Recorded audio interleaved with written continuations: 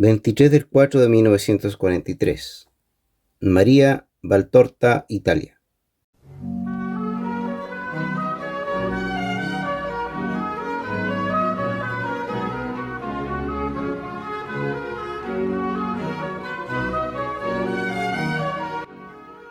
María Valtorta fue favorecida por varias revelaciones de la Virgen María que difieren notablemente de las habituales advertencias de la Virgen a su pueblo. La Virgen María introduce a María Valtorta en la profundidad de los misterios cristianos: la encarnación, su maternidad divina, su inmaculada concepción, etc.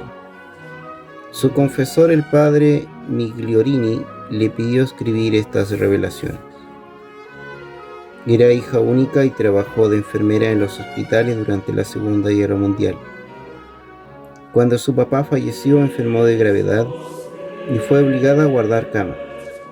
Se quedó sola con su mamá, quien era despótica, que le hizo sufrir un verdadero calvario.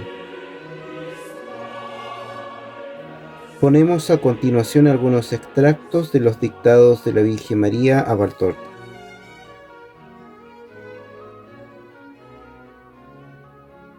La Virgen explica en qué consiste su papel de madre.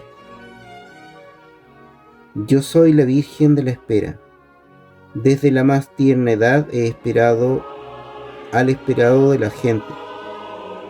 Soy la corredentora que espera la hora de morir al pie de la cruz para darles la vida. Soy la madre que espera su verdadero amor. No el culto superficial que se limita a muchas palabras. Orar no significa decir muchas oraciones. Quiere decir amar.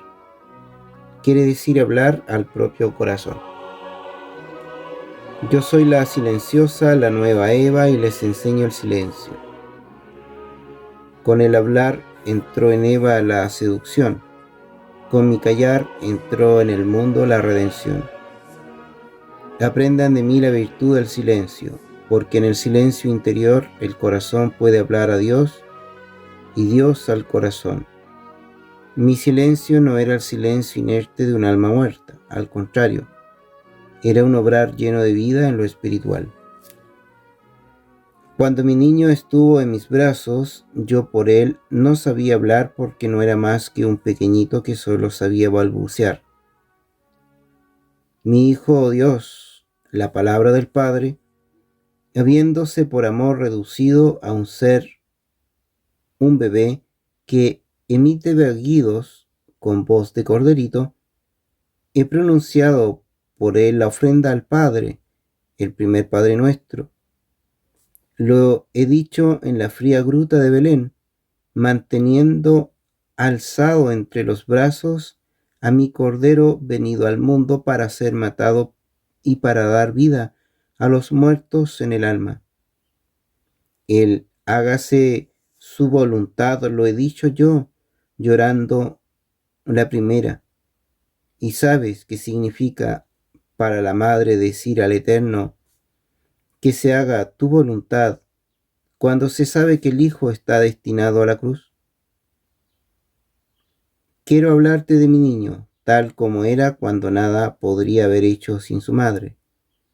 Un pequeño ser, tierno, delicado, rubio, levemente rosado y hermoso. Hermoso como ningún hijo de hombre y bueno, más bueno que los ángeles que había creado el Padre suyo y nuestro. Su crecimiento fue ni más ni menos que el de un niño sano, cuidado por su madre. Era inteligente mi niño, mucho, pero su inteligencia se despertó día tras día, siguiendo la regla común a todos los nacidos de mujer. Las primeras miradas ya no vagan como la de los primeros días. Comenzaron a posarse sobre las cosas y especialmente sobre su madre. Las primeras sonrisas inciertas y después cada vez más seguras. Cuando me inclinaba sobre la cuna o lo cogía en mi regazo para darle de mamar, lavarlo, vestirlo y besarlo. Las primeras palabras informes y después cada vez más claras. ¡Qué felicidad! ser la madre que enseña al Hijo de Dios a decir mamá. Y la primera vez que dijo bien esta palabra, que nadie como él supo decir jamás con tanto amor, y que me la dijo hasta el último respiro. Qué fiesta de José y mía, y cuántos besos le daba. Y sus caídas, cuando comenzó a andar solo. Yo corrí a levantarlo y a besarle las magulladuras. Oh, entonces podía hacerlo. Un día lo vería caer bajo la cruz, ya agonizante, desgarrado, manchado de sangre y de las suciedades que le había lanzado la multitud cruel. Y ya no podría correr a levantarlo, a besarle las contusiones sangrantes. Pobre madre de un pobre hijo ajusticiado.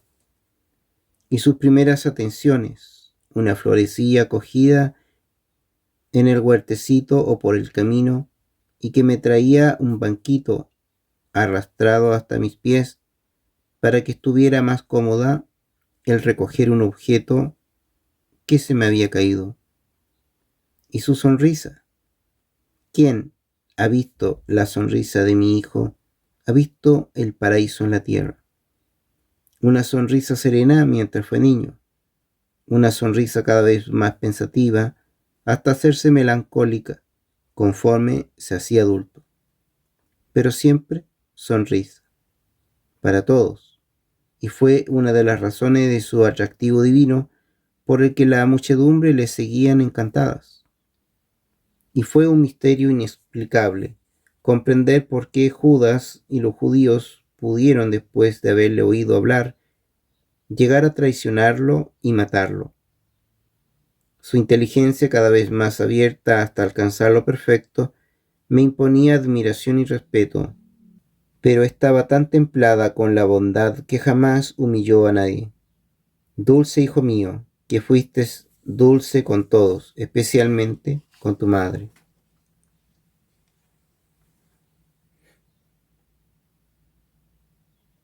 María nos habla de Pentecostés.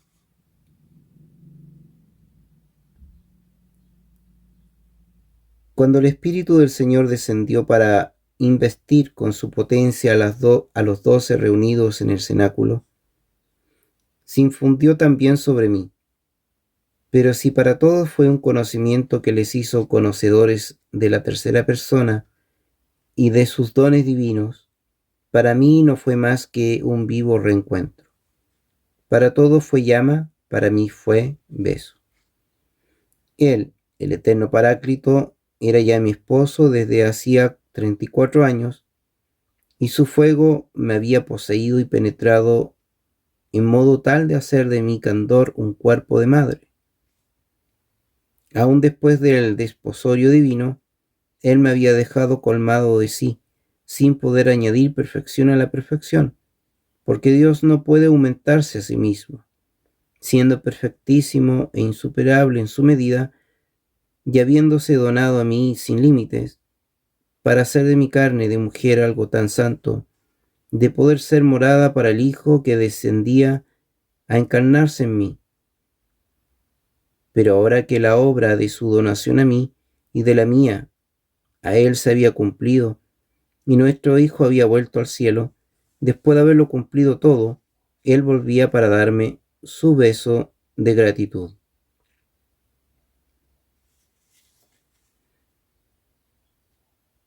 María nos habla de la circuncisión. Él era el Cordero, y como Cordero fue marcado con el signo del Señor, para que fuera consagrado a él, primogénito según la ley hebrea. Ya había sido realizada su consagración a Dios cuando él se ofreció como reparador de la culpa y redentor del hombre, revistiendo la naturaleza humana. Era infinitamente santo el inocente que lloraba sobre mi pecho, después de haber derramado las primeras gotas de aquella sangre que es perdón. Toda redención necesita precursores que la preparen, y no tanto con la palabra cuanto con el sacrificio. La redención tuvo en su alba el sacrificio de los santos inocentes, eliminados por el cruel Herodes, y en su medida el sacrificio del penitente Juan Bautista, muerto por la lujuria. La sangre del Gólgota cayó después de estas dos heroicas sangres para enseñarles que el Redentor avanza entre la inocencia y la penitencia. Cierro comillas. Aparte de estos extractos, María Valtorta ha tenido varias revelaciones contenidas en su obra monumental El Evangelio como me ha sido revelado. Varios testimonios garantizan la autenticidad de estas revelaciones. 1. Cuando se le presentó la obra de María Valtorta al Papa Pío XII, dijo lo siguiente: publíquenla, quien la lea comprenderá. 2. La declaración del secretario privado de Pablo VI, abro comilla, cuando su santidad era su obispo de Milán, leyó un libro de la obra de María Valtorta y me dijo cuánto lo apreciaba, y me pidió poner la obra completa en la biblioteca del seminario diocesano.